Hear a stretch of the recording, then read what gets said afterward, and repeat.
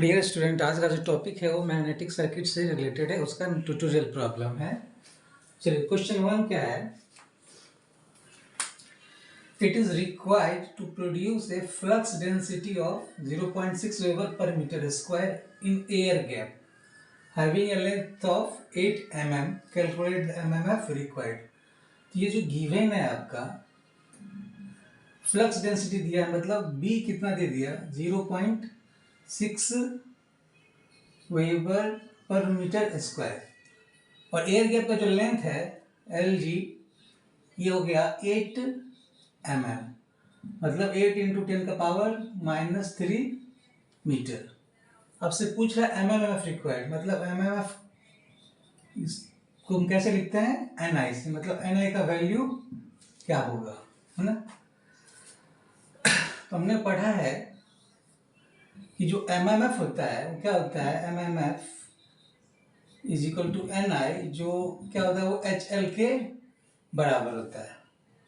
और आपने ये पढ़ा होगा कि बी का जो रिलेशन होता है क्या होता है? Mu zero mu R into H. तो इससे जो एच का जो वैल्यू आ जाएगा यहाँ पे क्या लिखेंगे आप? H is equal to B by mu zero mu are.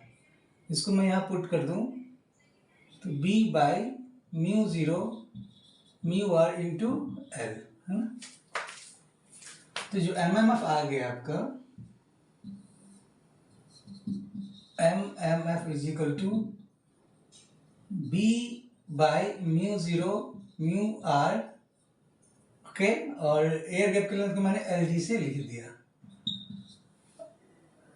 अब दिया क्या हुआ? बी दिया हुआ कितना? 0.6, लेंथ ऑफ एयर गैप दे दिया है 8 इंटू 10 का पावर -3। म्यू जीरो का वैल्यू होता है 4 पाई इंटू 10 का पावर -7, और रिलेटिव परमिएबिलिटी जो एयर का होता है वो 1 होता है ना। मतलब mu R is equal to 1 for air. Air चूंकि नॉन मैग्नेटिक मटेरियल है, तो इसको जो सॉल्व करेंगे आप तो ये आ जाएगा 3819.7 एम्पियर टर्न। क्लियर? तो अगर इतना एमएमएफ प्रोड्यूस करेंगे तो हमें फ्लक्स डेंसिटी इतना हमें मिलेगा, 0.6 वेबर पर मीटर स्क्वायर मिलेगा। Okay, next question number 2।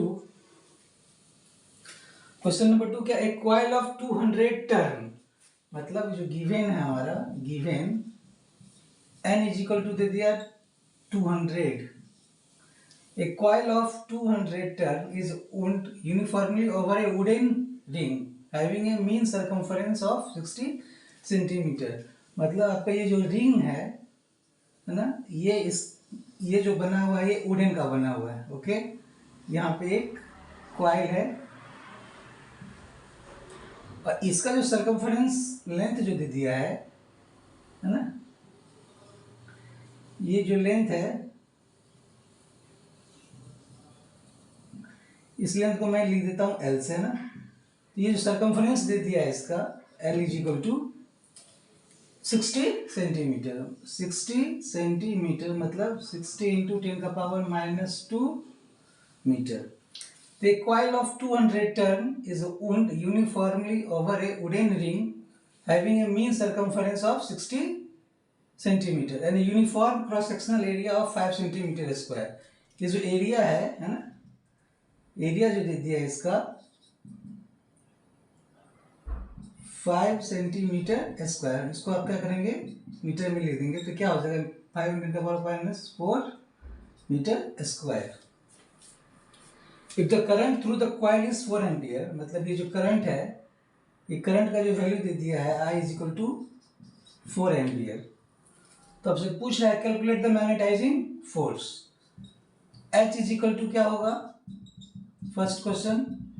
Second, flux density क्या होगा? थर्ड क्या है आपसे? टोटल फ्लक्स क्या होगा? ये आपसे क्वेश्चन पूछा जा रहा है। क्लियर?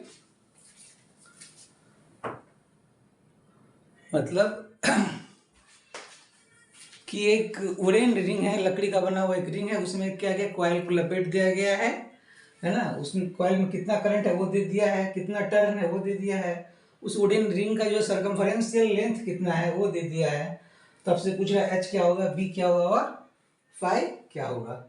अब क्या जानते हो कि H L is equal to क्या होता है, N into I, work done is equal to M M F के इक्वल होता है।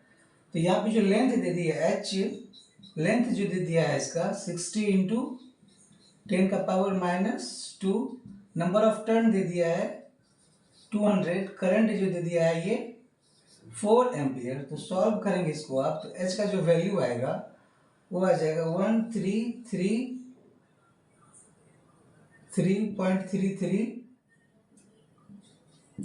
एम्पियर टर्न पर मीटर। ये इसका मैग्नेटाइजिंग फोर्स का वैल्यू आ जाएगा, एच का वैल्यू। नेक्स्ट क्वेश्चन है आपसे, नेक्स्ट क्वेश्चन है बी क्या होगा, है ना। तो अभी मैंने पढ़ाया है कि जो रिलेशन होता है बी का, बी इज इक्वल टू क्या होता है, mu zero mu R into H. अब म्यू आर क्या होता है, 1 होता है किसके लिए, नॉन मैग्नेटिक मटेरियल के लिए। तो म्यू कितना होता है, 4 पाई इंटू 10 का पावर -7, और रिलेटिव परमिएबिलिटी जो कि वुडन है, वुडन क्या है, नॉन मैग्नेटिक मटेरियल है, तो उसका वैल्यू क्या हो जाएगा 1 इंटू एच का वैल्यू यहाँ निकल ही गया है 133.33। इसको जो सॉल्व करेंगे आप तो ये आ जाएगा 1.675 इंटू 10 का power -3 weber per metre square, इसका ये यूनिट है। तो ये मैग्नेटिक फ्लक्स डेंसिटी भी हमें फाइंड हो गया। नेक्स्ट क्वेश्चन हमारा फाई क्या होगा, है ना, फ्लक्स। तो आप ये बताओ फाई इज इक्वल टू क्या होता है, बी इंटू ए, फ्लक्स डेंसिटी इंटू एरिया। अब बी कितना निकल गया है, 1.675 इंटू 10 का पावर -3 इंटू एरिया जो दे दिया है रिंग का, है ना, क्रॉस सेक्शनल एरिया जिससे फ्लक्स पास कर रहा है, वो दे दिया है कितना 5 इंटू 10 का पावर -4। इसको जो सॉल्व करेंगे आप तो ये आ जाएगा 0.8375 इंटू 10 का पावर -6 वेबर। तो ये इसका क्वेश्चन था, आंसर था ना। मतलब एक वुडन रिंग था, उसमें कॉइल लपेट दिया गया, तब से पूछा गया क्या एच कितना होगा, बी कितना होगा और फ्लक्स कितना होगा। ओके, एक और प्रॉब्लम है, उसको मैं आपको बताने जा रहा हूँ।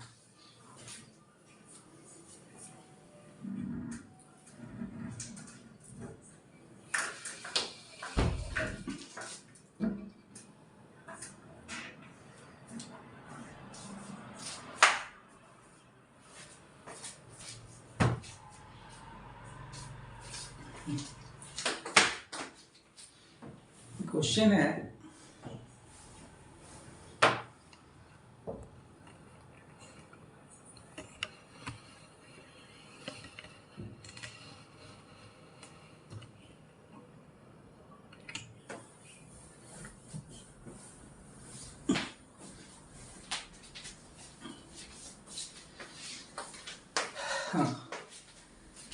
एक मैग्नेटिक कोर है, a core forms a closed magnetic loop of path length 32 centimetre, है ना। सपोज करो एक कोर है,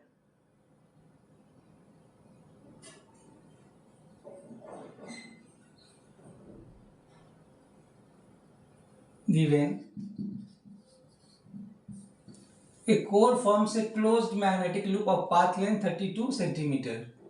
Half of this path has a cross sectional area of 2 centimeter square and relative permeability 800.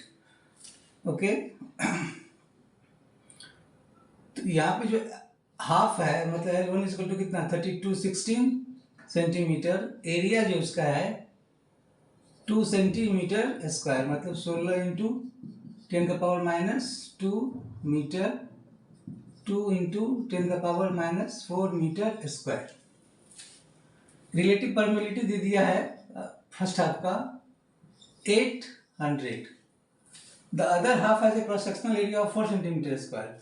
तो L2 का value कितना हो जाएगा 16 सेंटीमीटर, दोनों बराबर होगा, मतलब 16 इंटू 10 का पावर -2 मीटर। लेट कर लेते हैं, L1 बराबर L2 इज इक्वल टू, हमने क्या किया, लेट है ना, मान लिया। और उसका जो एरिया दे दिया, other half has a cross sectional area of 4 centimetre square. A2 दे दिया है 4 सेंटीमीटर स्क्वायर, मतलब 4 into 10⁻⁻4 metre square.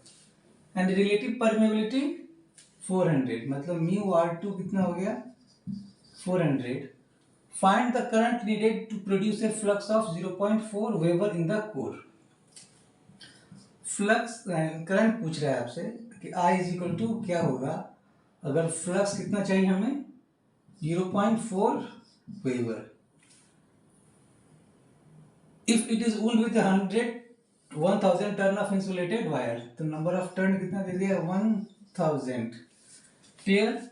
Neglect leakage and fringing effect, उस इफेक्ट को हमें क्या करना है, नेग्लेक्ट मान के चलना है। सपोज कीजिए आप, यही आपके मान लो एक क्लोज लूप है ना, ये इस टोटल लेंथ जो है आपका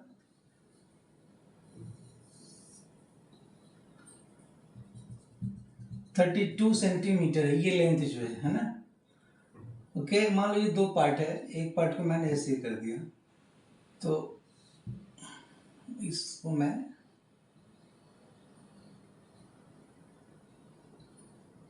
क्योंकि दोनों का जो एरिया क्या है, ओके, तो ये जो एरिया है ना, इसको मैंने A2 मान लिया, ये लेंथ को हमने L1 मान लिया। क्लियर। इसका जो रिलेटिव परमेबिलिटी वो म्यू R1 है, और ये जो लेंथ है इसको मैंने L2 मान लिया। इसका जो एरिया है वो क्या है, A2, और relative permeability mu R2। Clear. और यहाँ पे क्या किया गया, एक वायर से लपेट दिया गया, जिसका नंबर ऑफ टर्न दे दिया कितना, 1000। तो आपसे पूछ रहा है कितना करंट फ्लो होगा। तो आप क्या जानते हो कि जो टोटल एमएमएफ होगा, मतलब जो एनआई होगा, वो क्या हो जाएगा यहाँ पे, H1 L1 plus S2 L2। Clear. Total work done is equal to total MMF, और H1 इज इक्वल टू क्या होगा, B1 by mu 0 mu R1 L1 plus B2 by mu 0 mu R2 L2।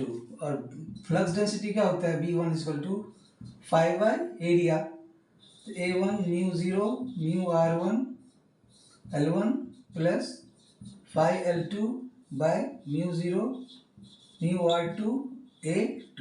Okay. और चूंकि यहाँ पे L1 और L2 दोनों क्या सेम है और फ्लक्स कॉमन है, फ्लक्स इंटू L को मैंने बाहर ले लिया, तो क्या बचेगा, ये म्यू और म्यू 0 को, तो mu R1 plus 1 by mu R2। Clear. ये इसका एक फॉर्मूला हमें मिल गया। ओके।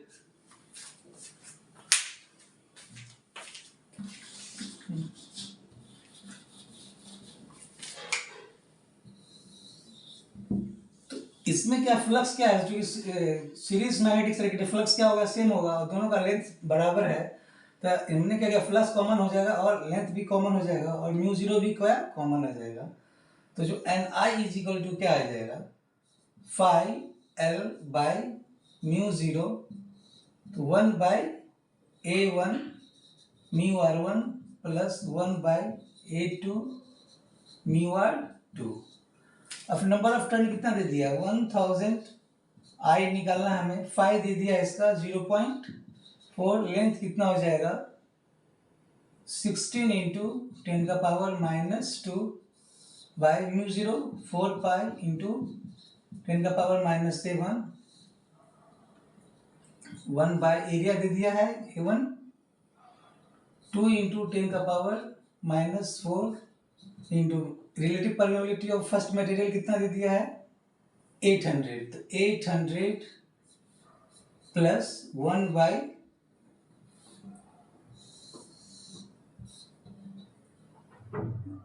दूसरा एरिया जो दे दिया है ये 4 × 10⁻⁻⁴, और दूसरा रिलेटिव परमेबिलिटी 400 है ना।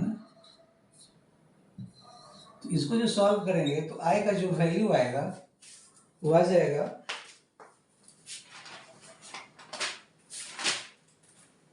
636.61 एम्पियर। तो ये क्वेश्चन था। इसमें आपने क्या देखा कि एक क्लोज मैग्नेटिक सर्किट है जिसका लेंथ दिया हुआ है, उसके बाद उसका अदर हाफ और दोनों डिफरेंट मटेरियल का बना हुआ है ना। दोनों का क्रॉस सेक्शनल एरिया भी डिफरेंट है। तो उसके लिए हमें इतना फ्लक्स प्रोड्यूस करने के लिए हमें कितना करंट की रिक्वायरमेंट होगी, हमें वही इसमें फाइंड करना था। आशा करते हैं आपको ये समझ में आया हो। Thank you.